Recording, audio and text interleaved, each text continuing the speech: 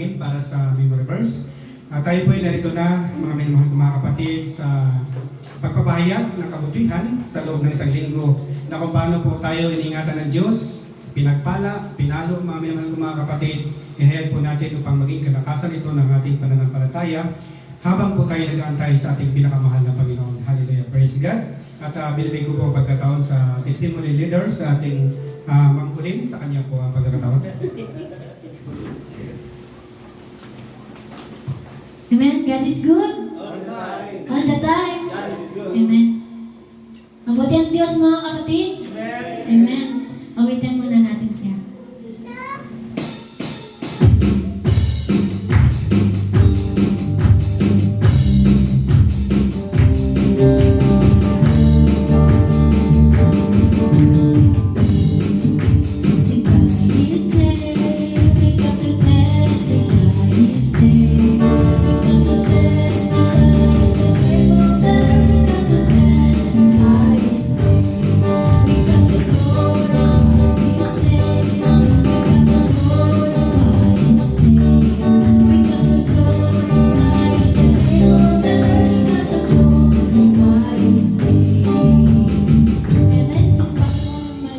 Testify at i-glorify ang ating mahal na Panginoon sa kanyang mabubuting gawa.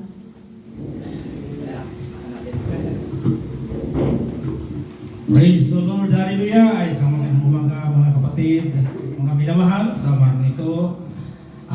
Ako po pala sa hindi ko nakakilala, si Brother Ray, no? From Iloilo. Marami akong dinaanan ng mga Davao, taga Davao talaga ako, pero sa Iloilo na nag-stay. So, salamat at dito ngayon, trabaho din ako sa may Bintuan, sa may Dalet Hotel, sa construction. So, salamat sa umaga ito mga kapatid na nakarating din ako, no? At kanina parang hindi ko mawari yung sarili ko. Sabi ko, parang mabigat yung katawan ko. Pero sabi ko, ay po, paglaban ko to. Pupunta talaga ako sa church, bahala na ano mangyari kung maliit man ako. Ay pagising ko, sabi parang mabigat yung katawan ko. Buti na lang ang banal na espiritu naghikayat sa atin. Praise the Lord, pumunta, even though the good times and the bad times sa ating buhay. At narito ako ngayon sa iyong harapan na magpatotoo na kay buti talaga ng Panginoon sa aking buhay. So, ako po'y nag-iisa lang dito, no? Dayo sa lugar ng Palawan, pero salamat sa kapayapaan na binigay ng Panginoon sa akin kahit na may mga sabihin natin may mga problema man sa naiwan natin o dito sa site. Salamat din at sa araw-araw na kanyang binigay na kahit sa trabaho may konting stress pero salamat pa rin at palagi natin pinupuri ang Panginoon. Naging success din, mga minsan may mga bagay na hindi natin kaya-aya sa ating pandinig. Kahit nasabihin natin foreman, engineer tayo, pero ang lahat ng sisi sa akin. Kaya ako nagadala sa site. So, sabi ko, okay lang, no problem. Tanggapin kong lahat ng yan. Kung may mali man ang mga kasama ko, bagay ako ang nagdala, pero hindi lahat kasi ng bagay matutukan ko. So, salamat sa kapayapaan na at least kami ay nag-testing na ng mga ilaw o umano doon sa loob ng kwarto at naging success naman. So, salamat at last week nandun yung mga inspector, may mga mga architect, engineer natin na tumingin sa trabaho. Salamat naman at approve lahat ng mga ilaw na pinaglagay namin at may kunting mga instructions. So, salamat at makatulog din ako ng maayos, makayapa, tagpaging pagpasalamat sa Panginoon. Kagabi, I tried to sing a song, pero kagabi, inupo kasi ako yung, hindi ka talaga may iwasan yung alikabok sa loob, lalo na may grinder, ubuhin talaga ako, alis kagad ako. So, kagabi, try ako ng practice. Sa tuwid ng boses, biglang lumiko, sabi ko, glory to God, may pagkataon naman na handog awit ako. So, salamat sa umagang ito. Higit sa lahat, binabati ko sa ating pastor para kalimutan ko. At higit lahat sa ating maluhating pagbati sa ating Panginoong Hesus Kristo. God. To God be all the glory. In Jesus' name. Amen.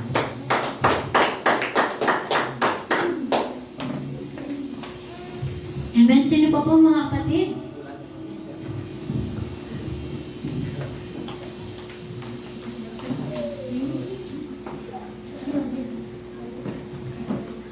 Glory to God. Nice mo lang ibahagi sa inyo yung sabihin natin kabutihan ng Diyos na nagawa sa buhay ko. Ako pala si Brother Hill Listal. Hindi ka nag-isa, taga-Davao din. Stroke survivor. Kaya kung mapansin ninyo yung post ko, medyo may diferensya. So, nais kong ibahagi sa inyo ang kabutihan ng Diyos. 2023, kasi ako nagtrabaho sa Per Farm bilang Chief Security. At naglingkod din sa Panginoon. Parang dalawa yung alam naman natin na ayaw ng Diyos yung dalawa. Kaya noong 2023, yung pandemic, nagbitaw na ako na sa aking trabaho, nangako ko na maglingkod sa Panginoon. Pero dahil nga sa hirap ng buhay, bumalik ako. At yun ang dahilan para sa akin na kinuha yung aking kabiyak. Kasi nangako ko sa Panginoon hindi na magbalik eh. Pero dahil sa hirap ng buhay, bumalik ako sa trabaho. Nakalimutan ko na may pangako para ko sa Diyos. Kaya 2023, November 1, binawi at kinuha ng Diyos yung nanay ng aking anak. Nakaupo lang, walang sakit. So, walang dahilan na wala akong iniisip na may mangyari sa kanya sa gabi na yun. Kaya sila mong kasama sa bahay. Pagka-umaga, nalaman ko lang na yun, wala na siya. Pero sa nangyari na yun, doon ko naramdaman yung sakit at saya. Naramdaman niyo na ba yung masaya ka? Naramdaman mo rin yung malungkot ka. Malungkot ka dahil nawala ang kabiyak mo sa buhay. Masaya ka dahil kinuha siya at alam mo kung saan siya naroon siya. Pero hindi ko iwasan ang sakit. Na-stress ako. Kaya pagdating ng 2024, na-admit ako sa ospital dahil sa sakit katiyan. Dinala ako ng isa kong anak, yung panganay ko. I-admit ako 5 days. Mataas yung BP ko, 250 over 200. Yun na, i-ano na ako ng mga doktor. Mula noon, October, 5 araw ko sa ospital hanggang 2025. Ang katawan ko noon ay tumitimbang ako ng 96 kilos. Umabot na lang ako ng 50 kilos. Ito, payat na ito. Wala na akong pag-asa sa buhay. Sabi ko, Panginoon, bahala ko na. Nangyari, nung naka-recover ko, kunti-kunti na naman. Alam niyo ang sakit ko, alam niyo kung anong sakit ko. Mayroon akong bato sa abdo. Mayroon akong sciatica. Mayroon akong uric acid. Araw at gabi, yung talampakan ko, kung nakatikim kayo ng tinik ng tuyong, yan ang nararamdaman ko. Hindi ako mapagsinungaling, nandito yung anak ko. Sila naghirap. Noon pa yung 1 week, hindi ako makadumi. Grabe na ang hirap ng buhay ko. Basta araw-gabi, dalawa yung mata ko ganyan. Tapos acid reflux. Alam mo yung acid reflux? Pag sumuka ko, itong labi ko napapasok yan. Kahit itong mga anak ko na problema. Nung makarecover na ako, mga July 2025, July 27, na-stroke ko. So naisip ko, kasi ang kumpanya, Mabait sa akin eh. Sige lang. Kahit magkasakit ka, sige lang. Suluhan ka namin. Sige, masarap ang pakiramdam ko. Pero pala, na-realize ko nung ma-stroke ako, mayroon talagang mensahe ang Diyos sa akin. Na-stroke ako, July 27, Sabado, pagkalinggo, nagsikap pa rin ako na hindi pa ko masyado tama eh. Gagalaw, pero itong labi ko, bangi na. Nakita nila. Kaya magbotonis ako doon sa church. Kasi doon na church namin sa Manggahan, sa Apolyon. Hindi ko naman sintro yan. Hanggang pagkalunis na naman ang umaga, yun na, totally patay na ito. Wala na. Yung salita ko, hindi na maintindihan, ito, hindi na makagawa. Hanggang dumating yung punto na parang mawalan ako. Kaya kinausap ko silang dalawa. Sabi ko, kung mawala ko, huwag kayong maghiwalay. Nag-iyak yung magkapatid. At nanalangin sila sa akin. At inasay si po. Itong dalawa kong anak, nagsikap sila na ayaw ko mawala. Kasi ako, parang nawala na ang pag-asa. Unang-una, nawala yung parang napistuhan ako ng pagkawala ng aking asawa. Nabasa ko yung sa aklat ng Jeremiah 15, yung nagpaalala doon na kung manumbalik ka sa akin, basta nandun sa Jeremiah, naalala ko, na-recall ko yung nangyari. Yung palang pangako sa Panginoon. Kaya nung time na yun, nangako ako, sabi ko, Lord, kung pagalingin mo ako, magbitaw ako sa trabaho, aalis ko, di na ako babalik bilang chief security. Ayoko na. Alam niyo mga minamahal kapatid, ang Diyos talaga buhay. Amen. Buhay ang Diyos. Yung simparan ko, Ugos ng Tiwaaw, pagka buong Ugos, nakagalaw na ito. October, sabi ko, pag November, October na makakilos na ako, bibiyay ko na ako. Kasi sabi ng mama ko, uwi ka dito, alagaan ka namin. Kuha ko agad ng ticket. Sa aeroplano, nahirap ko makakyat doon, di ba? Dito kaya. Nilang ko nagpalata sa mga... Hanggang nakarating ako ng Davao sa tulong ng Panginoon. Hanggang sa nakadalo ko ng mga gawain na hanggang inuuti-uti talaga pinagaling ko yun hanggang binalik ang aking katawan. Kaya ngayon, alam niyo, dalawang manager na nililigaw sa akin, hindi ayaw ko nang bumalik sa aking trabaho. Dahil totoo ang Diyos. Hindi siya basta-basta Diyos lang na pangakuan lang natin ng kung may pangako tayo sa Panginoon, natuto ko, dapat sundin talaga natin. Amen. Kaya napakabuti ang Diyos sa buhay ko. Ako'y pwede kong gawin.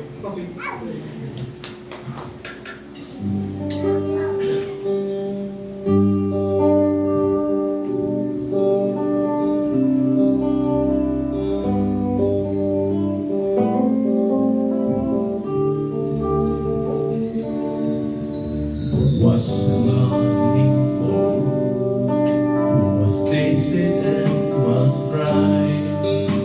He suffered on the gospel, and God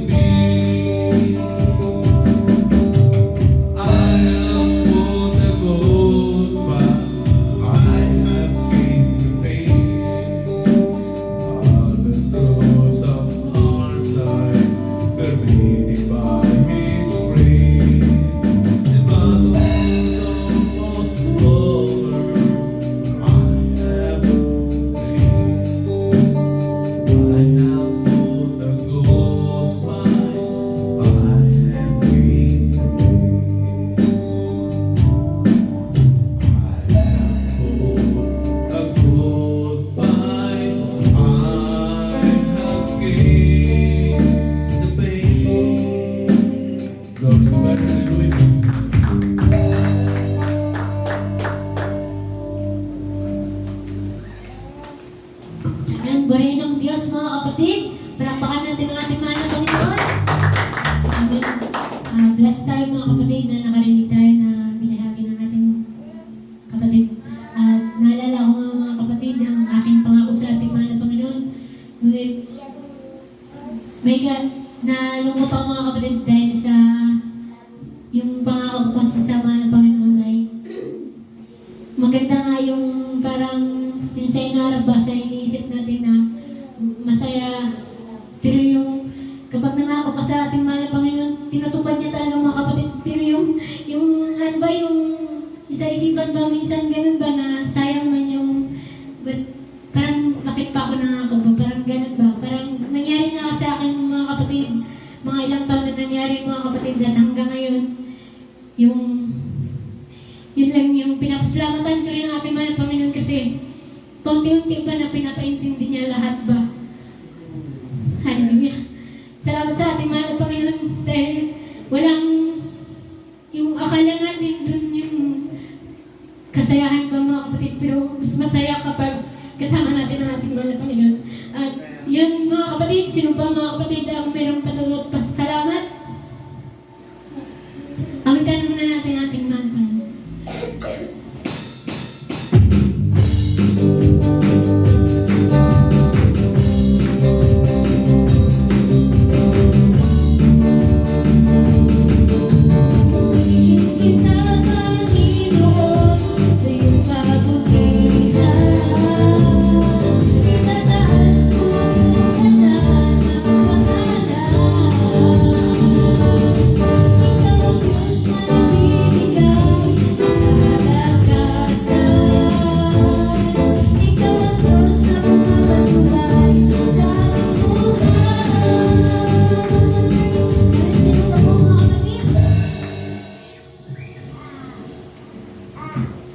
Mabuti ang Diyos mga kapatid. Amen. Sino pa po ang mayroong patutuwa at pasasalamat?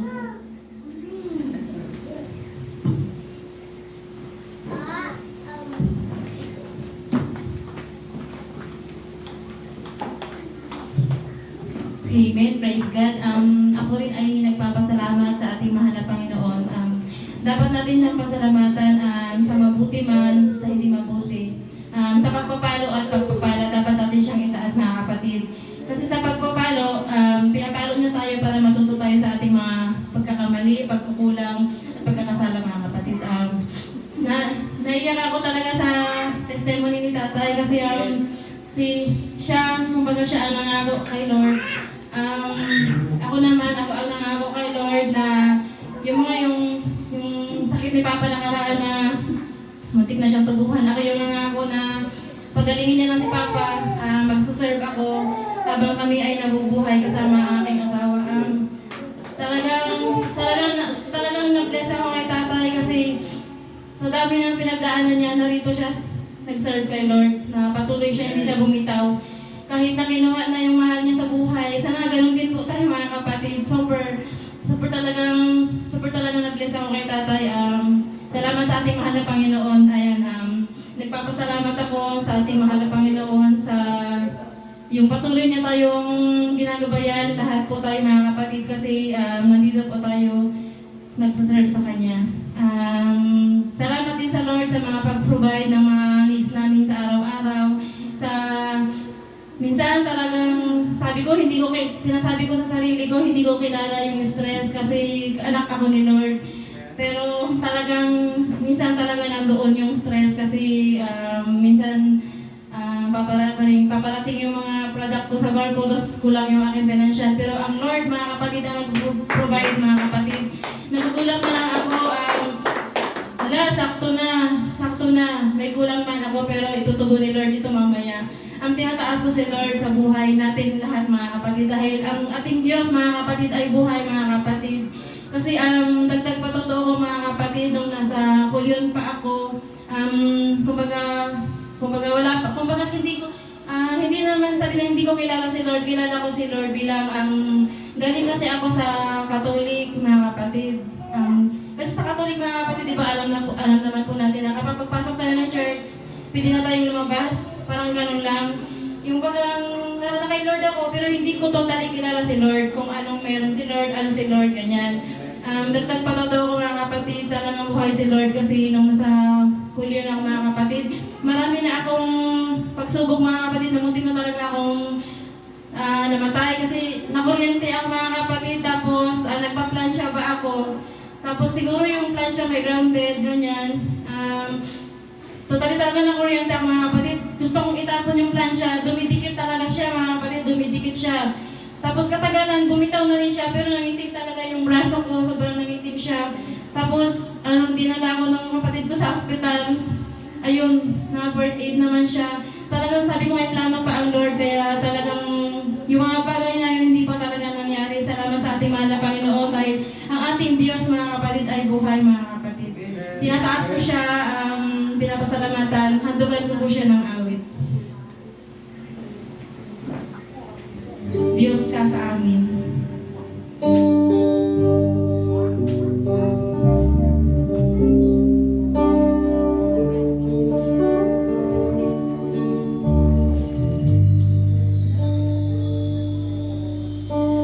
Diyos, ikaw ang tunay na dakila sa mundo. Ikaw ang haring nagmahal ng tulad ko.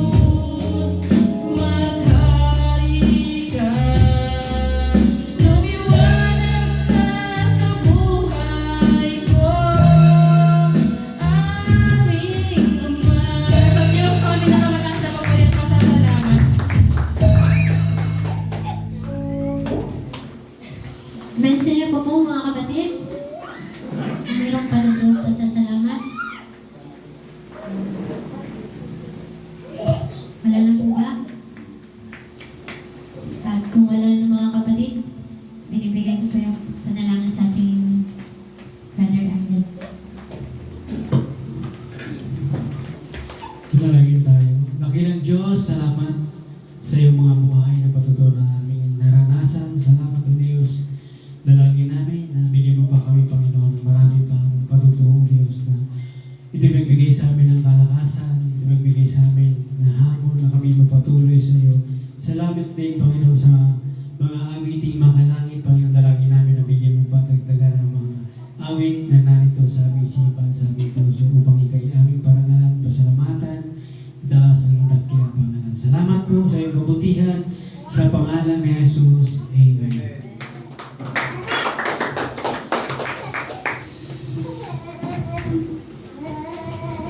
God bless you, Ma'am Pauline, sa pagdala ng testimony letter. Praise God. Hallelujah. Purihin po ang Diyos. At sa panalangin sa ating Pastor Ramel Poso. Praise God. Hallelujah. Purihin po ang Diyos. At tayo po ay narito na, mga kapatid, sa pagbibigay ng mga kaloob, ng kasampung bahagi at handog. Ihanda po natin yung ating mga handog na ito po ay bahagi sa gawain ng ating pinakamahal na Panginoon. Hallelujah. Purihin po ang Diyos na kung paano po pag tayo po ay bumitaw ng isang salita. At kung ang kausap natin ay ating pinakamahal na Panginoon, dapat po natin sundin mga kapatid. Kagaya ng pag tayo po ay nangako sa Diyos na magbibigay ng ikasampung bahagi sa ating pinakamahal na Panginoon, at ito po ay hindi po natin natupad, mayroon pong ibibigay ang ating mahal na Panginoon na problema. Ngunit kung ito po ay ating matupad, mga kapatid, may ibibigay po ang Diyos. Masagang ang buhay. Pangako po ng ating mahal na Panginoon. Bubuksan ng Diyos ang durungawan ng langit at ibubuhos ang pagpapala na walang sapat na silid na kalalagyan. Yan ay pangako ng Diyos. Kaya lang, si Satanas po, mga kapatid, ay nag-uudyok sa mga tao upang huwag magbigay dahil si Satanas po ay napakadamot, makasarili. Ngunit ang Diyos po ay mapagbigay, mapagmahal. Ang lahat ng kabutihan ay nasa ating pinakamahal na Panginoon. Hallelujah. Kaya sundin po natin ang udyok ng ating mahal na Panginoon na kung paano po ang banal na Espiritu ay nasa ating buhay, kung ano man po ang kanyang inuudyok na mabuti, gawin po natin, mga minamahal ko mga kapatid. Hallelujah. Na kung paano po kayang gawin ng Diyos na tayo po ay pasaganain. Maraming tao dito sa lupa ang gustong naghahanap na mapagkatiwala ang tao, mga minamahal ko mga kapatid. Kaya lang, napakahirap po maghanap ng mapagkatiwalaan. Kaya, kung tayo po ay mapagkatiwalaan sa bagay na ito, sa bagay na ikasampung bahagi at handog, pwedeng humumi po ang Diyos ng tao para po tayo ay pagpalain, mga minamahal ko mga kapatid. Wala pong imposible sa Kanya, sapagkat ang Diyos ay napakayaman, makapangyarihan po, mga minamahal ko mga kapatid. Kaya, pwede po tayo mangako sa ating pinakamahal na Panginoon. Sabi niya, subukin ninyo ako sa bagay na ito. Nagpapasubok po ang Diyos. Kaya, kausapin po natin ang ating pinakamahal na Panginoon. Hallelujah. Kaya, handa na po natin ang ating kaloob. Bigay po natin habang umaawit po yung ating mga kananayan. Hallelujah. Praise God. Ibigay po natin na mayroong galak, mayroong saya sa ating puso, mga minamahal, sapagkat iniibig po ng Diyos ang nagbibigay ng masaya.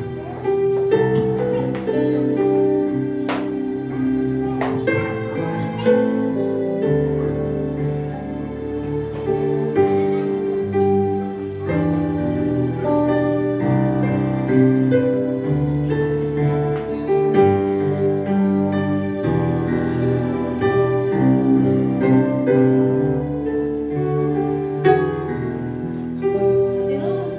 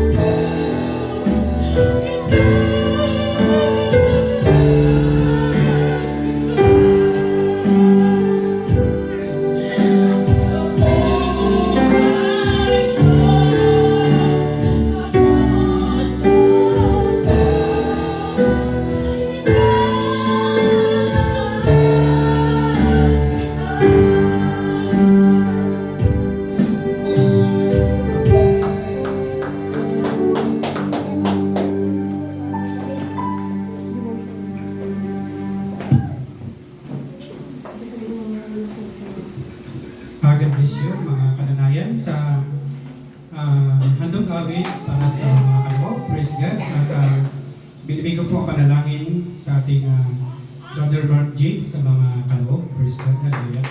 Mike. Mike.